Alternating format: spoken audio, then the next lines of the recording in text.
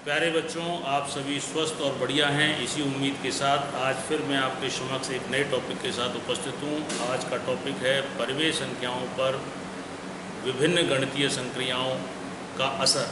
विभिन्न जो गणितीय संक्रियाँ हैं वो परिमेय संख्याओं पर कौन कौन से नियम लागू होते हैं, इसकी हम विस्तृत चर्चा करेंगे। तो सबसे पहले मैं आपको परिमेय संख्या का कॉन्सेप्ट क्लियर कर दूं कि परिमेय संख्याएं वे संख्याएं कहलाती हैं जो p/q के रूप में लिखी जा सकें, जो अंश और हर के रूप में लिखी जा सकें, परंतु हर का मान शून्य न हो, यानी कि p/q but q is not equal to 0।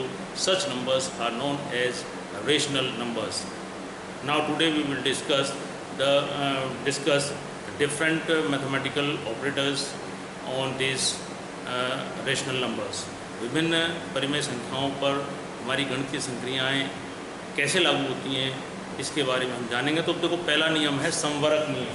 ठीक है, संवरक नियम क्या है कि यदि दो परिमेय संख्याओं का जोड़ भी परिमेय संख्या आए तो जोड़ पर संवरक नियम लागू होता है। इसी प्रकार यदि दो परिमेय संख्याओं का घटाव भी परिमेय संख्या आए तो उस पर संवरक नियम लागू होता है। जैसे हम तो एक उदाहरण ले लेते हैं।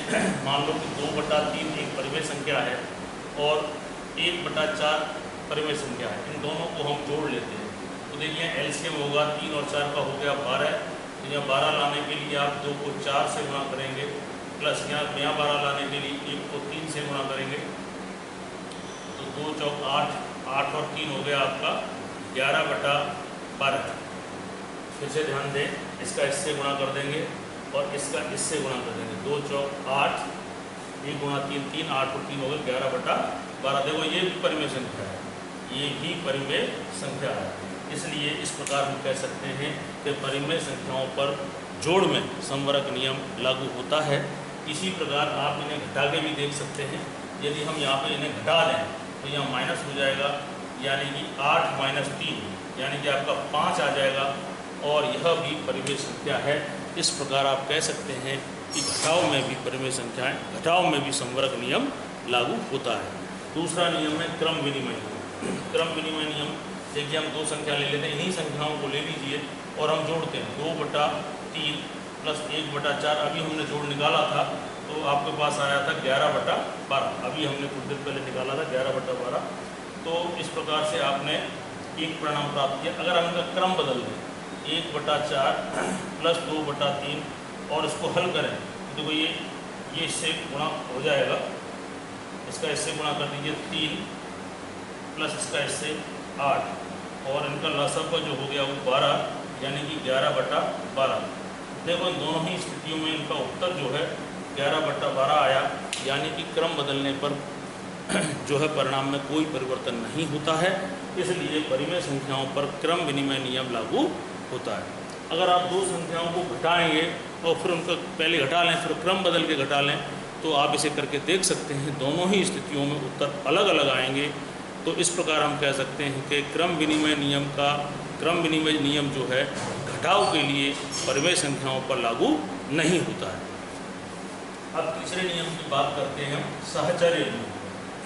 तो देखिए, साहचर्य नियम में क्या होता है कि हम 3 परिमेय संख्याओं को लेकर 2 तरीके से जोड़ करते हैं।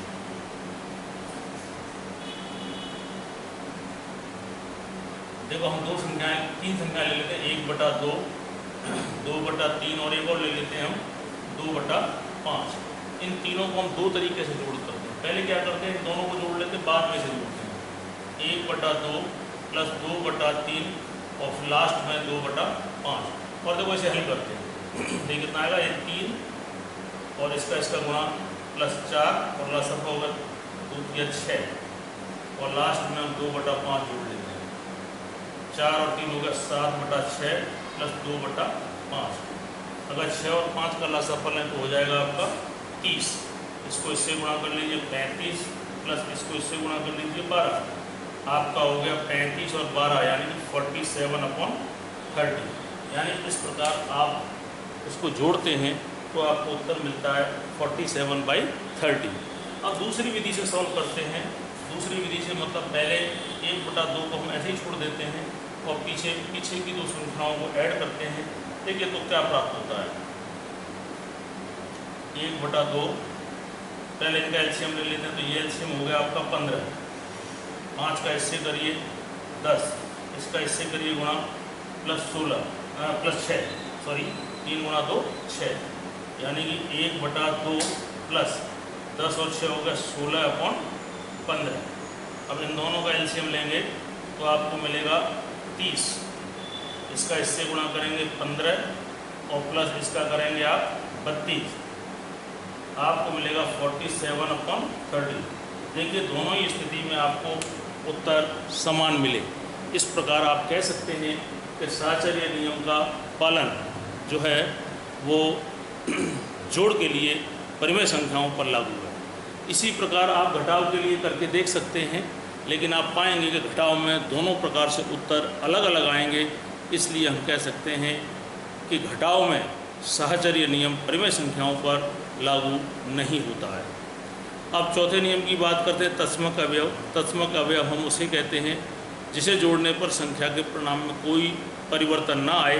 तो परिमेय संख्याओं के लिए जीरो जो है वो तत्समक अवयव का काम करता है। आप किसी भी परिमेय संख्या में जीरो को जोड़ लीजिए, जो उसका परिणाम हल प्राप्त होगा वो पुनः वही संख्या प्राप्त हो जाएगी।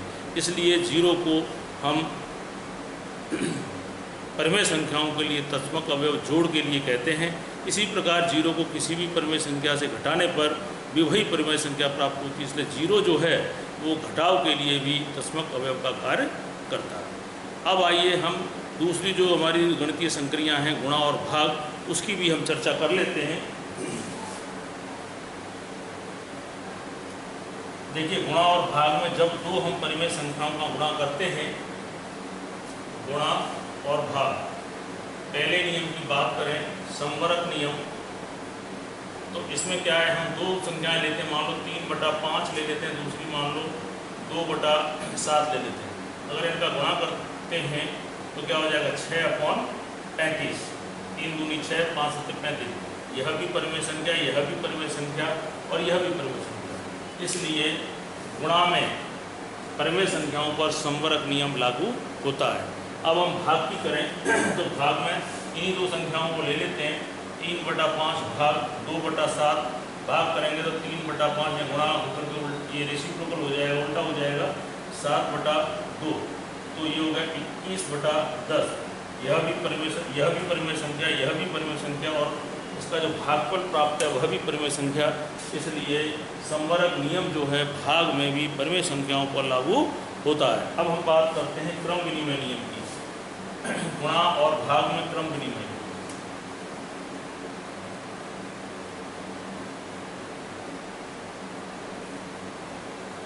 देखो दो संख्या ले लीजिए, 2/3 और दूसरी है 5/7।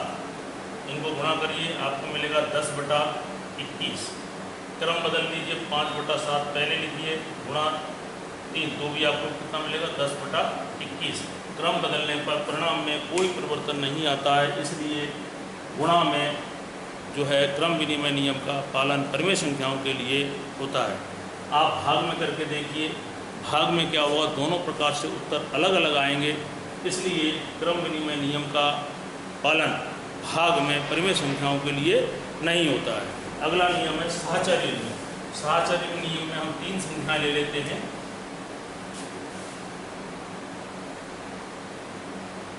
मान लो 1/2 ले लेते हैं, 2/5 ले लेते हैं और 3/10 ले लेते हैं।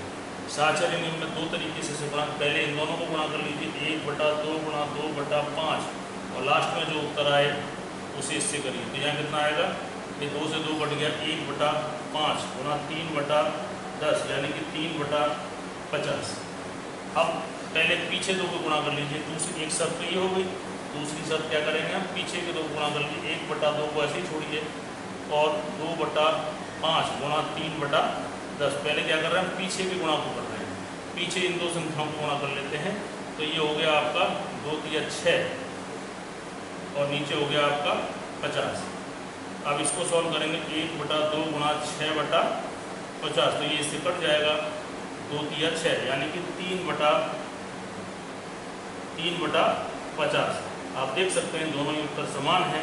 इस प्रकार साहचर्य नियम का पालन गुणा में परिमेय संख्याओं के लिए होता है। इसी प्रकार आप 3 संख्याओं को लेकर भाग कर सकते हैं, फिर क्रम बदल के भाग करेंगे तो आप पाएंगे कि दोनों प्रकार से उत्तर अलग अलग आएंगे। इसलिए साहचर्य नियम का पालन परिमेय संख्याओं में भाग के लिए नहीं होता है। अब बात करते हैं गुणा का तस्मक अवयव। ऐसा अवयव जिसको परिमेय संख्या से गुणा करने पर पुनः वही परिमेय संख्या प्राप्त हो जाए तो उसे गुणात्मक तस्मक कहते हैं। तो यहाँ पे परिमेय संख्याओं के लिए गुणात्मक तस्मक जो है वो 1 है, 1 है। आप किसी भी परिमेय संख्या को 1 से गुणा करिए, आपको वही संख्या प्राप्त होगी। इस प्रकार आप तस्मक अवयव जो है गुणा के लिए परिमेय संख्याओं में 1 है। तो मेरे प्यारे बच्चों, आज की जानकारी आपको अच्छी लगी होगी, आपके काम की होगी। इसी उम्मीद के साथ धन्यवाद। Thank you.